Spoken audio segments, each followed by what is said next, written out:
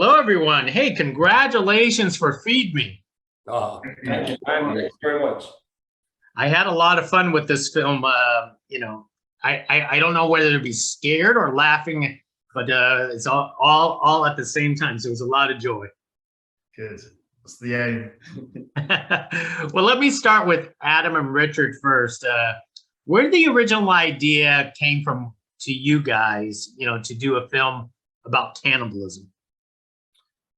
Well, it was about just over a year ago. Like, we were discussing the Armin News story, about the guy who willingly let a cannibal eat him, and we just thought, how cool would it be to use that as inspiration to make a film? So we stewed on it for a little bit, and then we got together and just used that as the kind of like the seed to make this film about a guy that willingly lets a cannibal eat him. And then it just turned so quickly as well, like into Feed Me, and all of a sudden we had the script and we were ready to go. And I mean, it was all inspired from that story, just because it's such a crazy story, Well, it's very fitting because this is such a crazy movie itself.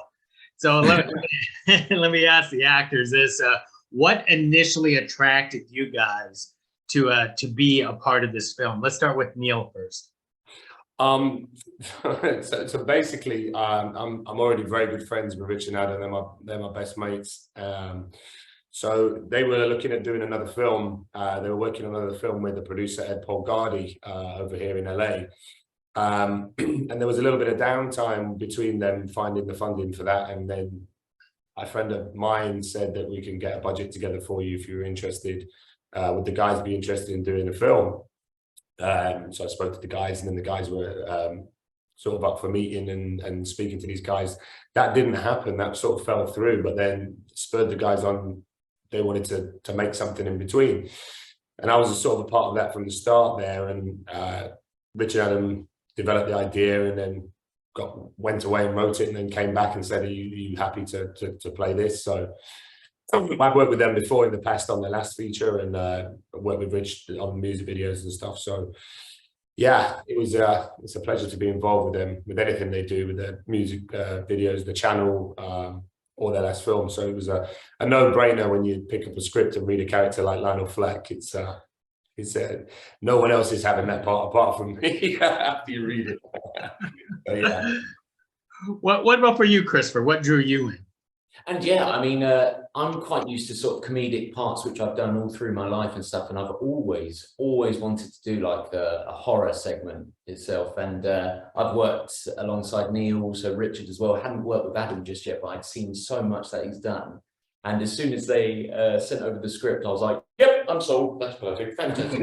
Straight away, I loved it. Absolutely loved it. So that was, straight in for me. I absolutely fell in love with it. And Adam, Richard, in the process of the storytelling for Feed Me, you guys didn't hold back on the gore itself. Did you guys always wanted to see how far you wanted the goriness in this film? And did anyone ever lose their lunch on set? It's kind of our style to do something that's kind of quite light, but with these kind of full stops of extreme gore. And for the last film, we won like best kill because everyone was like, it's so over the top. And we were like, we can't really go down. How do we go up from this? And so we always wanted it to have extreme visceral gore, but we kind of wanted it to be a bit more palatable, excuse the pun, and wrap it in some comedy bacon. No one lost their lunch. I mean, we showed it to Ed Polgardi, our producer. Once we'd done the film, we sent the edits out to some people in the industry to give us some basic feedback, which was really helpful. But sent it to Charles Bernstein, who edited the original Halloween, and he said he got to one particular scene in the film and had to stop. He said it was too much. So that's interesting. We felt kind of proud, didn't we? Yeah, that was a good thing. We were like, might put that on the poster, we'll see. So I'm curious, with the limbs and body parts, were they what were they? And are you going to tell me it's like chocolate cake, probably?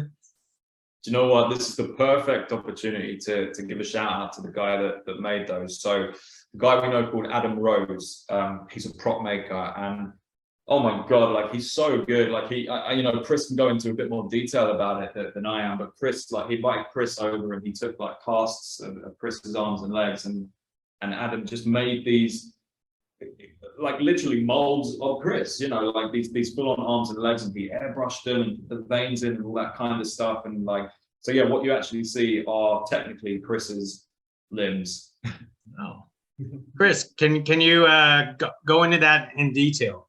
Yeah, absolutely. So it was the whole process itself, because I'd never had any sort of casting like this before, but it was just fantastic. This guy who we were working with, Adam, again, he was like, oh yeah, no worries at all. I can literally help you guys out. I know Adam myself as well. And this script, he'd read it as well. And he was like, this is insane. And I love the idea already. So as soon as I went there, I was there for a maximum, I think it was about 3 days, I think in total. But the first day was literally sorting out sort of the hand segments, all the details on that, and then getting the full arm casting as well. So just sitting in a bucket with both of my arms be there literally for hours, but it was absolutely amazing. And then all of the fine detail afterwards, just the spray painting on it there, and having also, because I've got, in normal life, I've got quite hairy arms, so I had to just have all of this shaved off as well for the process, and also my legs as well. So I had fantastic legs on set.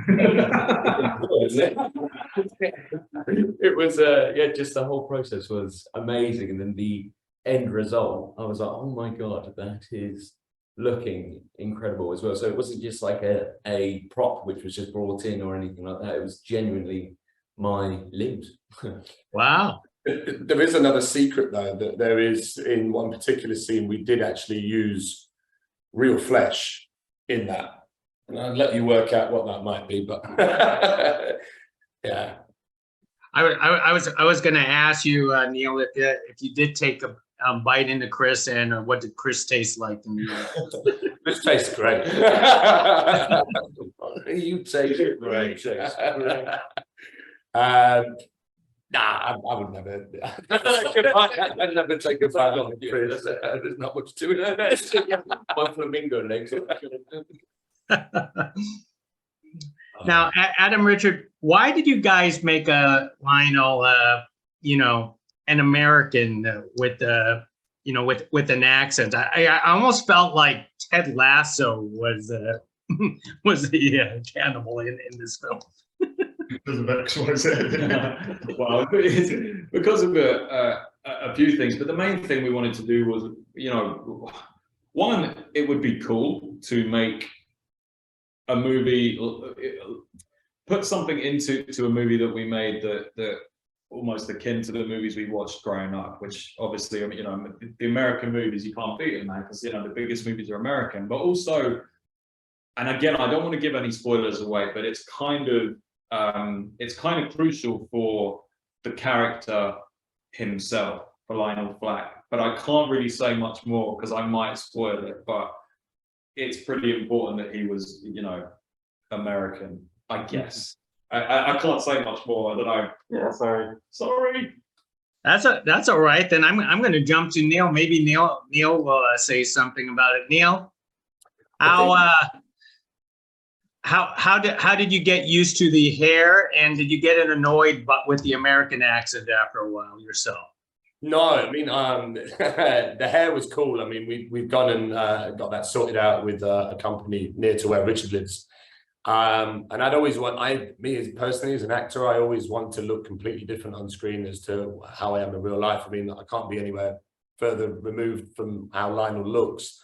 So I always show people the poster and they go, oh yeah, do you want to check this out? And they're like, oh yeah, who's that? And I'm like, that's me. And they're like, no, that can't be you. It's totally different. So wearing the wig, it helps to become the character and the voice and the accent. I love America and the American accent, and as an actor, we should all have one in our arsenal. But the only place I'd ever been in America was Texas. So I wanted to study that a bit. I did a bit of sort of voice work with voice guy, developed it myself, sort of tried to play around with it, and it started off very serious, a very serious John Bernthal, Tommy Lee Jones, Josh Brolin Southern accent. And then it did sort of float off into this, the way I had floated it off into was the Foghorn Leghorn, Eugene from The Walking Dead, and a Beetlejuice element just for the comedy elements and the goofiness. But yeah, this Ted Lasso thing keeps coming up, and it was all over Twitter yesterday, and everyone thought it was Jason Sudeikis, and I was like, it's not, it's me. He's taking all the credit, but it never was intentionally about that. We hadn't seen Ted Lasso when we filmed with Ted Lasso. Wasn't on our radars at all. I'd not even heard of it until our American producer, Ed Polgardi, said, you know, you kind of remind me of, after I've seen the first cut, you kind of remind me of Ted Lasso. I'm like, who's Ted Lasso? And then looked and went, oh, right, great. But to be compared to him is incredible. Like, I'm a big fan of his work anyway, just in general. But yeah, we could have like a Lasso off or something, like get together and Iron Black versus Ted Lasso. I don't know if that's a good comparison, because one likes meat and the other one likes biscuits. So Christopher, tell us about your performance, basically laying down most of the time. And did you have to hide your limbs, or was it CGI sleeves through the process? Majority of the filming process, it was certain elements where I would have to tuck the limbs behind, or you sort of walking around, but actually it was relatively comfortable, to be fair. Like, while I was walking around and stuff, I was actually just getting used to it after a while and stuff, but it was quite a nice process, to be fair. There was like certain segments where, just because of the scene itself or the environment itself there, where it was just a little bit like, oh God. And majority of the time as well, with the having limbs tucked and everything, it was the locations as well, when we were doing certain bits outside and stuff, and at that time period as well, that's when I started to feel it, and I was like, oh, okay, now it's getting there, But to be fair, it was okay. It was an okay process. Wow. Adam, Richard, tell us about this this apartment. Did you guys use a real apartment or created a set? Because in the end, it looks destroyed. Yeah, so we lucked out on that.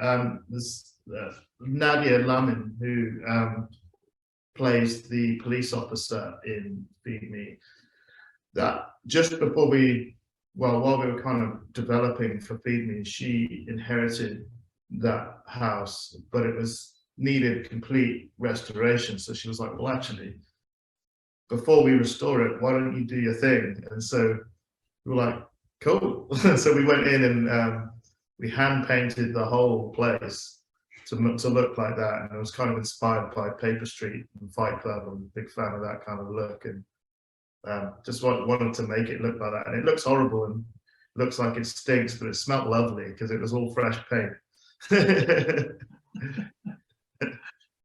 Wow. Neal, Christopher, was it easy to get in the headspace of your characters, both Lionel and Jed, and and at the end of the day, could you easily turn it off? Yeah, for Lionel, for me, I'm not a fan or a user of the method, so I'm kind of more Meisner, I suppose, with my approach to characters. So I go very hard, very fast, and very deep into it. That sounded awful. So yeah, getting into the headspace of Lionel I did go quite deep into certain scenes for that. And I suppose it's just something that I was capable of doing from an early age. I could always switch it on, then switch it off. Turn it on, turn it off. And then with this one, I think it kind of affected me for a few weeks afterwards, because it was so deep, the places I was going for certain scenes, with the aid of Rich and Adam giving that direction. And Adam used to come and sit and whisper stuff in my ears, like, think of your ex-girlfriend, think of how she treated you, all that kind of stuff, and then use that. And it was all a big accumulation. And yeah, it was hard to go to these places, but I find it easy just to switch them off because we've got to keep the morale high on set as well. So you don't want someone miserable wandering around pretending to be that person. So I like to come back out of it and you can forget about it once it's done. How about Yeah. you, Christopher? I found sort of with my process, because I'm so used to doing sort of comedic roles itself. So this kind of challenge where it's just completely dark, completely depressing, you know, the last thing that anybody wants to get into that kind of place was quite a challenge itself. But then working along with these guys, it was amazing. Like whenever it was kind of like, of course, everyone's got that hype behind them, behind scene and stuff during other scenes and stuff. Everybody's really comedic. And for certain scenes where it is very, very sinister, you know, sort of upsetting, these guys are like, okay, let's just bring this down now. We need to get into that kind of place there.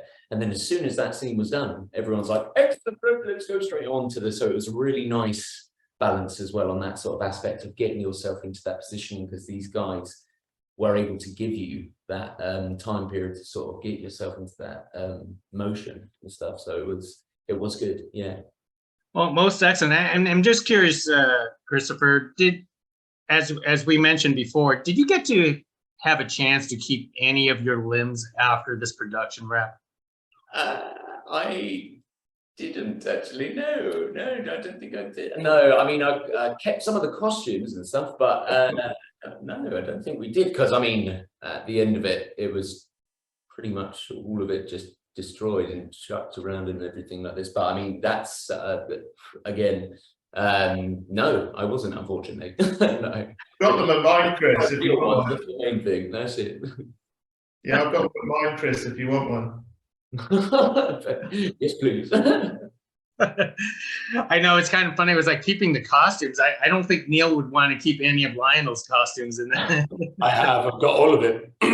Yeah, I keep an item of clothing off each film I've done. So I have a collection, just like I've got the glasses, I've got the wig, I've got all the crazy shirts, got the trousers, got the apron, I've got everything. That is great. Well, gentlemen, I appreciate this conversation for our Feed Me. It's a lot of fun, and I want to say I even had more fun with the two officers that you presented throughout the entire movie. I you know, no spoilers, but I wish that you guys, you know, make like a short film series of them not solving crimes. That would be so good. That's a great idea, man. I mean, it was just like perfect chemistry and perfect idea. And I was like going, you know, these two characters should just go to like various crime things, and you know, and everything is just happening, and they just can't solve it. I think That's a great idea. So anyways, hey gentlemen, hey, thank you very much for speaking to me about Feed Me, and it's a whole lot of fun. So we'll can't wait to talk to you guys again on your next project. Thank you. Thank you so much, Gig. Thank you.